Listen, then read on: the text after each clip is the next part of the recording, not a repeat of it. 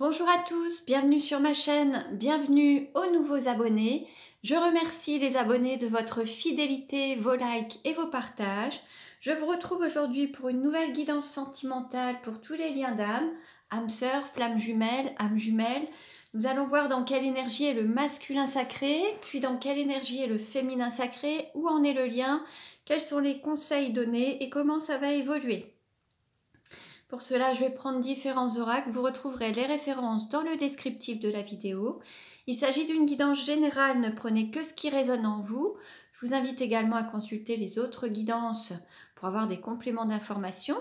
Et puis pour une guidance personnalisée, vous pouvez me contacter. Il suffit de réserver sur mon site et je vous transmettrai votre guidance par un lien privé YouTube par mail. Allez, on commence et nous allons voir dans quelle énergie est le masculin sacré aujourd'hui. Le masculin sacré, c'est une énergie yang, une énergie d'action. Ça peut être un homme ou une femme. On a tous les deux énergies à l'intérieur de nous. Il suffit juste qu'elles soient équilibrées et souvent on est plus dans une énergie ou une autre, selon les jours, selon la tendance et selon notre principale énergie. Donc vous adaptez à votre situation. Alors nous avons le petit troubadour avec le chiffre 1. On a un masculin sacré qui est dans sa bulle, qui se reconnecte à sa créativité, qui se met, qui est proche de l'art, de la musique, de la poésie, qui est proche de la nature également, qui a besoin de se ressourcer, qui se recentre sur lui, qui se met un petit peu dans sa bulle, qui peut s'isoler aussi pour se recentrer sur ses propres rêves, ses propres aspirations et être vraiment aligné à son essence. On peut aussi avoir un masculin sacré qui est seul, solitaire ou célibataire. Dans quelle énergie est le féminin sacré aujourd'hui? Le féminin sacré, c'est une énergie vide, une énergie d'accueil. Ça peut être un homme ou une femme également. Donc vous adaptez à votre situation. On a la créative. Alors là, on a un féminin sacré qui va donner naissance à un projet qui fait part de sa créativité, qui est en pleine créativité, qui l'exprime à l'extérieur. C'est un projet qui va naître. C'est vraiment quelque chose où là, on a un féminin sacré qui est vraiment dans une forme de créativité, mais qui lui apporte de la joie, des loisirs, des divertissements. Ça lui fait plaisir. On est dans le plaisir. On est vraiment dans ce côté prêt à passer des heures à travailler sur un nouveau projet qui lui fait plaisir, en accord avec son âme, avec son alignement, avec son être. Et vraiment, c'est ce qui va lui permettre de rayonner également et de donner naissance à son essence. Allez, on continue. Et nous allons voir quelle carte représente la relation aujourd'hui.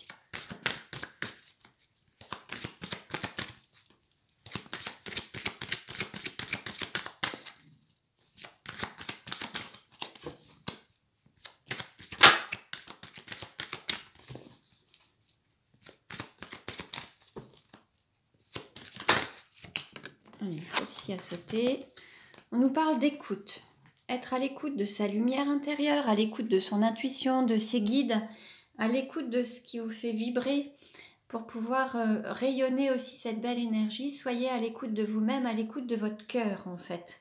Soyez à l'écoute aussi de ces énergies que vous pouvez ressentir dans tout votre corps, qui peuvent provenir aussi de ce rayonnement que vous pouvez avoir dans votre propre relation, alors avec vous-même, mais aussi avec votre autre. Vous n'êtes pas forcément ensemble, mais vous pouvez aussi ressentir des vibrations, ressentir votre autre, même à distance.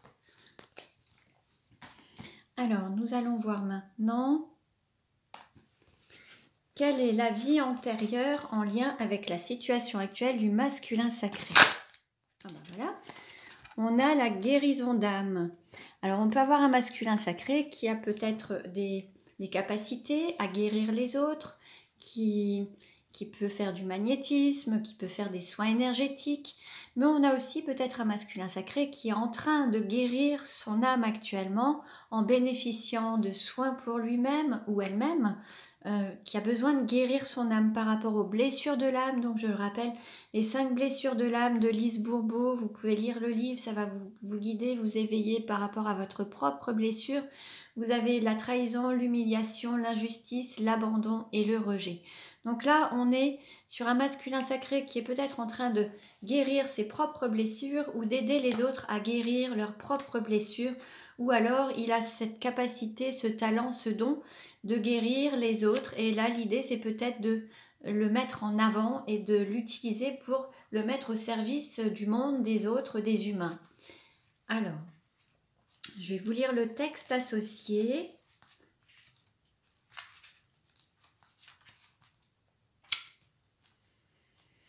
Alors, guérison d'âme. Ton âme est heurtée, elle a probablement été brutalisée au cours de ta dernière vie.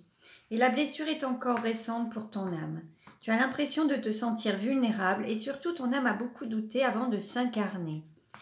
Car au cours de ta dernière vie, tu as subi de très grandes blessures. Tu as été dans des mémoires bloquantes et dans une très grande faille énergétique en lien avec ton chakra du cœur. Dans ta dernière vie, ton âme a beaucoup pleuré en lien avec une personne. Et c'est une personne que tu retrouves maintenant et que tu vas retrouver dans ta vie actuelle. C'est une relation qui va avoir des débuts compliqués, car ton âme ressent encore une certaine souffrance. Mais ensuite, la relation va prendre un nouvel envol. Cette relation est là pour t'amener vers une vraie guérison. Vos deux âmes doivent se retrouver pour que tu sois dans une nouvelle connexion avec ton chakra du cœur. Ton âme évolue par l'aspect émotionnel. Tu es une âme passionnée, mais dans ta dernière vie, cela s'est retourné contre toi. Dans cette vie actuelle, tu dois canaliser ta passion pour ne pas être dans des relations et des situations qui dépassent tes limites et qui te font souffrir. Donc voilà pour le masculin sacré.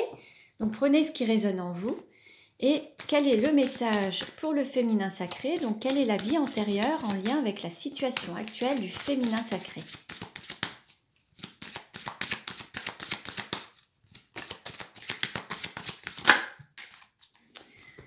On nous parle de famille terrestre inconnue.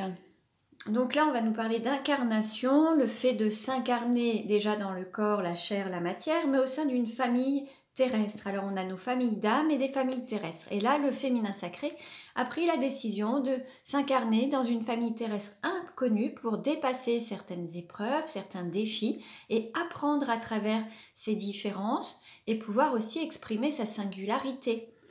Donc, alors, je vais vous lire le texte associé. Famille terrestre inconnue. Ton âme a choisi une famille terrestre qui lui est complètement inconnue. Il y a une différence entre la famille d'âme et la famille terrestre. La famille d'âme correspond aux âmes sœurs que tu retrouves d'une vie à l'autre. Dans cette vie-là, tu as décidé de t'incarner auprès d'une famille terrestre qui est à l'opposé de tes convictions et de tes valeurs. Cela a pu te faire vivre une enfance compliquée et tu as pu avoir l'impression d'être incompris.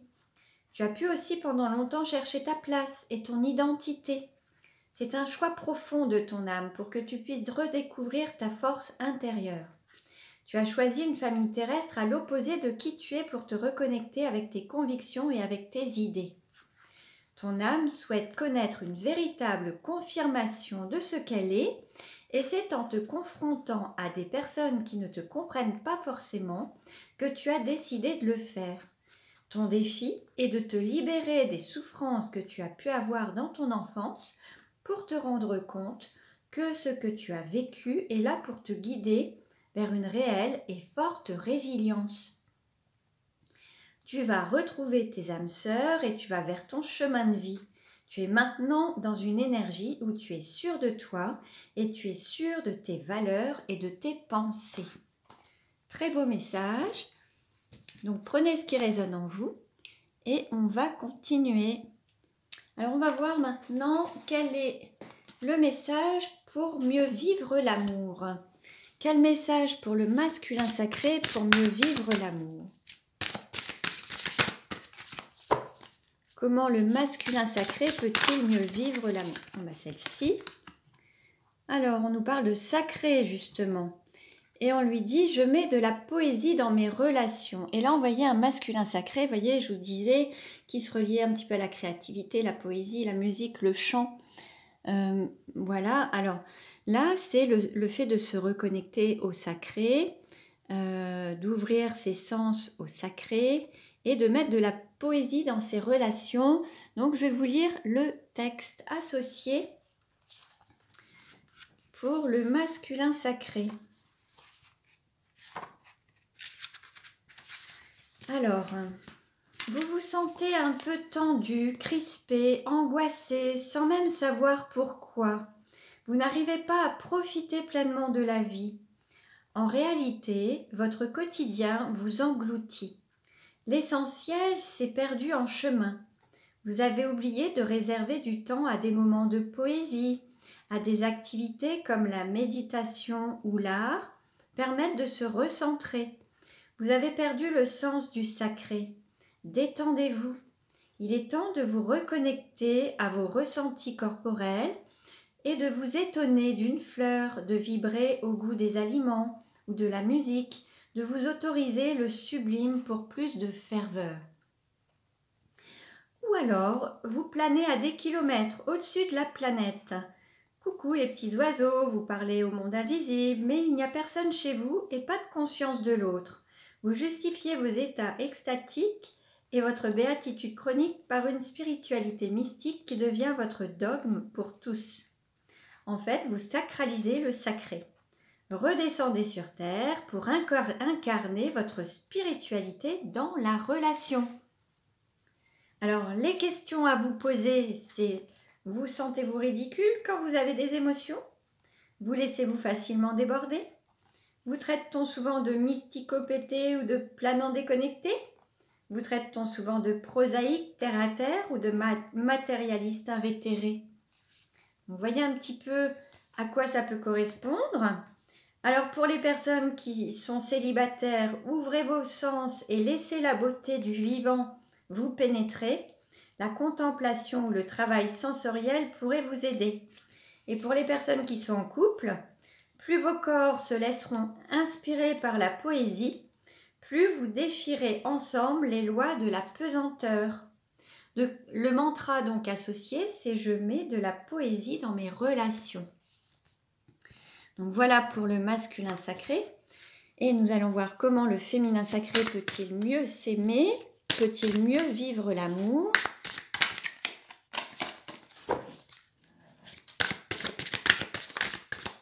Comment le féminin sacré peut-il mieux vivre l'amour?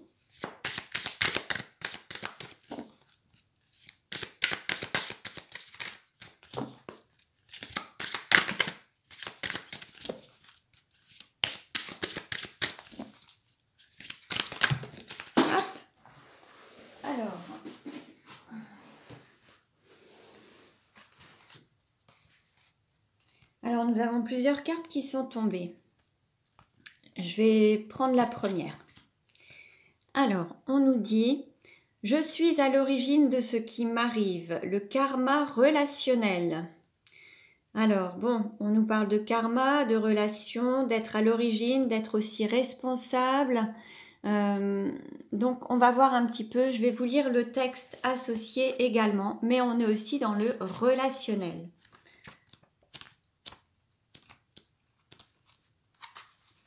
Alors, rien ne va plus et c'est la faute de quelqu'un, de la vie et pourquoi pas de Dieu qui fait si mal les choses. Vous vous sentez victime d'une injustice profonde parce que célibataire, vous ne faites aucune rencontre intéressante ou parce qu'en couple, votre amoureux ne se conduit pas bien à vos yeux.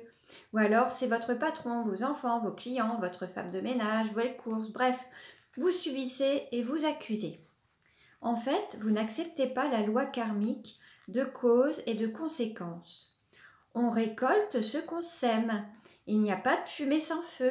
On ne récolte pas des roses si on a planté des orties. Ou encore, comme on fait son lit, on se couche. Stop, cessez la plainte ou la colère contre l'injustice et acceptez cette loi fondamentale de l'univers. Commencez à semer des roses, souriez, la vie vous le rendra.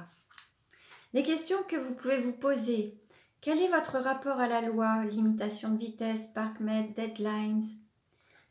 Savez-vous récapituler, revenir à l'endroit où vous avez commencé à vous sentir victime? Croyez-vous en Dieu, en un Dieu punisseur? La hiérarchie vous donne-t-elle de l'urticaire? Alors, si vous êtes célibataire, en tant qu'adolescent, on vous a envié de jeter toutes les contraintes à la poubelle. Comment accueillerez-vous celles qui viendront s'ajouter quand vous serez en couple? Si vous êtes en couple, reprenez chacun votre responsabilité de co-constructeur du couple pour alléger les contraintes de la vie conjugale que vous avez librement choisies au départ. Voilà pour les féminins sacrés. Oups. Alors là, tout s'envole. Donc prenez les messages qui résonnent en vous. Ce sont des conseils, à vous de voir si ça résonne, si vous prenez ou pas, libre à chacun. Allez, nous allons voir maintenant où en est le masculin sacré dans sa vie actuellement. Quelle carte représente la vie du masculin sacré actuellement? Alors, on a deux cartes, je vais les prendre. Alors, là, on a un masculin sacré qui a peut-être envie de sortir des illusions, qui va peut-être se révéler sous son plus bel aspect, affirmer sa singularité, sortir des rêves pour les manifester, les concrétiser. On peut aussi avoir un masculin sacré qui se reconnecte à son enthousiasme, au Dieu, au divin, à l'intérieur de lui. Ensuite, on peut aussi avoir un masculin sacré entouré d'une famille, des enfants, de compagnes, de compagnons. Voilà, donc voilà un petit peu. Où en est le féminin sacré dans sa vie actuellement? Quelle carte représente? Voilà. Là, on a un féminin sacré qui n'a pas forcément écouté son enfant intérieur, qui n'a pas toujours écouté ce qui le mettait en joie, ce qui lui permettait d'avancer dans le bon sens en fait, qui n'a peut-être pas été à l'écoute de son guide interne et qui a renié un petit peu ce qui lui faisait plaisir. Donc là, l'idée, c'est d'être vraiment à l'écoute pour pouvoir renaître peut-être ou donner naissance à son enfant intérieur et le manifester. Et cesser d'aller à contre-courant et se laisser porter par le fil de l'eau et au fil de la vie.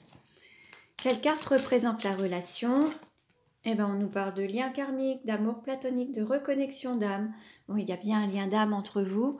C'est pour aussi ceux qui auraient un lien karmique où il y a des choses à dépasser, à travailler, à libérer. Et puis cet amour platonique qui n'a peut-être pas encore été consommé entre guillemets dans la chair, le corps, la matière, qui est resté divin et qui n'a pas encore été totalement incarné pleinement sur Terre à travers une concrétisation, une vie de couple ou alors ne serait-ce le fait de s'embrasser ou de le concrétiser, de le matérialiser.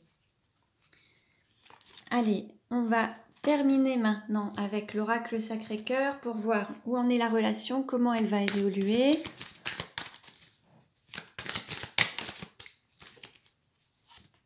On nous parle de rêve et d'espoir et de transformer vos rêves en réalité justement. Il faut garder confiance en vos rêves, garder la foi pour pouvoir, il faut vraiment y croire. Et puis il y a une transformation de vos rêves pour les matérialiser, les concrétiser.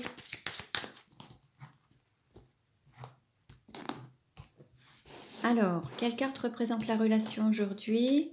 Qu'est-ce qui va aider au contrecarré? Quel est le conseil donné? Comment ça va évoluer à court terme? Comment ça va évoluer à moyen terme? Voilà. Alors, en dos de deck, on nous parle d'étapes à franchir. Vous allez passer un cap, votre relation va évoluer. Vous aussi, vous allez évoluer, vous allez grandir, vous allez monter des marches. Il va y avoir plus d'engagement et vous allez donner peut-être plus d'importance à l'amour dans votre quotidien. Vous voyez, après, on avait aussi amour partagé heureux. Donc là, c'est vraiment cette renaissance, le fait de pouvoir vous autoriser à mettre l'amour en exergue et lui donner la priorité pour pouvoir vivre cette abondance d'amour et lui donner un nouveau départ, une nouvelle naissance. Aujourd'hui, on est en réflexion. On va peut-être mettre son mental au service du cœur. Et là, il y a peut-être des nouvelles pensées qui arrivent, plus lumineuses, plus en accord avec le cœur et plus alignées avec votre âme et vos aspirations, ce qui vous fait vibrer, ce qui vous met en joie. Là, vous allez vraiment aligner le mental et le cœur. Ce qui va aider au contrecarré, c'est d'être aussi, alors peut-être de se faire aider, accompagner, mais être aussi dans cet équilibre du don et du recevoir. D'offrir son cœur, ses sentiments, les exprimer, s'ouvrir à l'amour et accueillir cet amour et l'accepter, le donner et le recevoir. Le conseil qui est donné, de guérir ses blessures du passé. Pour sortir des souffrances, il faut continuer à travailler sur vos blessures du passé et sur les 5 blessures originelles, les 5 blessures de l'âme.